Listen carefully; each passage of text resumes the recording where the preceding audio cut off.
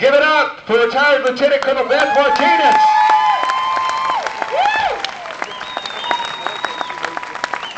Can you all hear me out there? Great. Good afternoon or evening. It is so great to be here. I am so honored to be able to share my opinions, facts about this liberal health care plan that the Congress and President have proposed. As you were told, I am a retired lieutenant colonel from the Army. I may not look like one right now, but I am.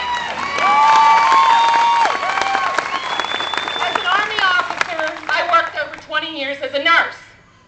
You should also know my husband is a retired Army officer as well, and is currently working as a civilian in Afghanistan. We believe in the cause.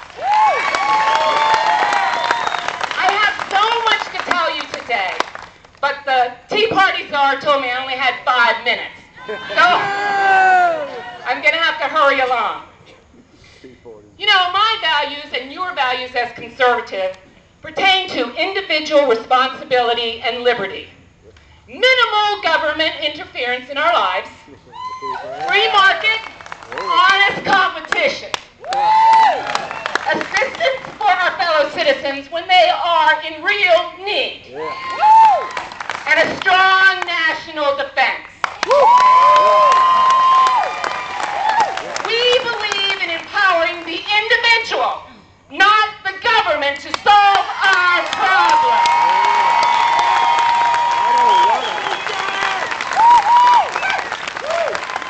I present my views as your neighbor.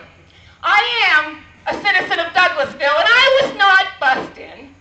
I'm a mother of 4 children who is very concerned about the democratic social government we may leave behind.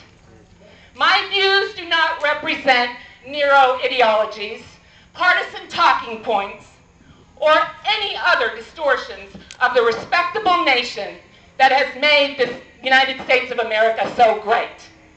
We are a nation who believes in giving a hand up when you need it, but not a hand out.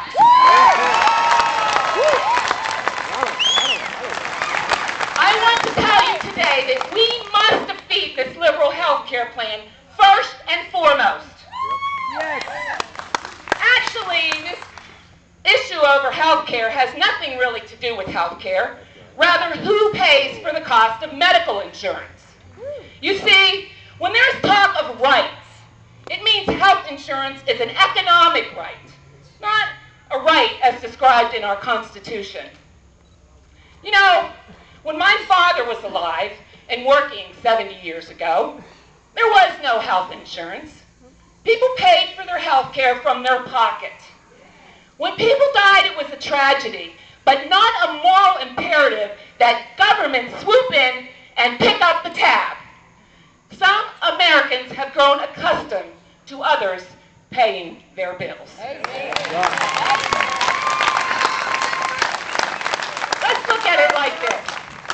You and I have a right to life, which includes a right to dispose of the fruits of our labor as we see fit.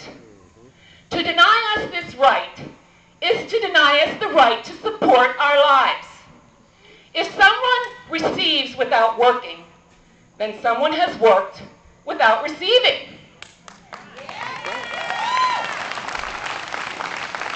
Now, if the work without receiving was not voluntary, then we are servant to the government.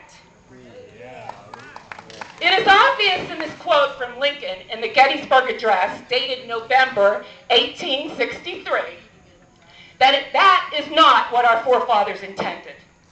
That the government of the people, by the people, and for the people shall not perish from this earth. It is evident that our forefathers did not, I repeat, want us to be servants to the government. We are not to give them all the fruits of our labor, and then they delve it out as they see fit. If this administration gets its way, it will bleed dry the life from the healthy and productive in the name of forced, democratic socialism.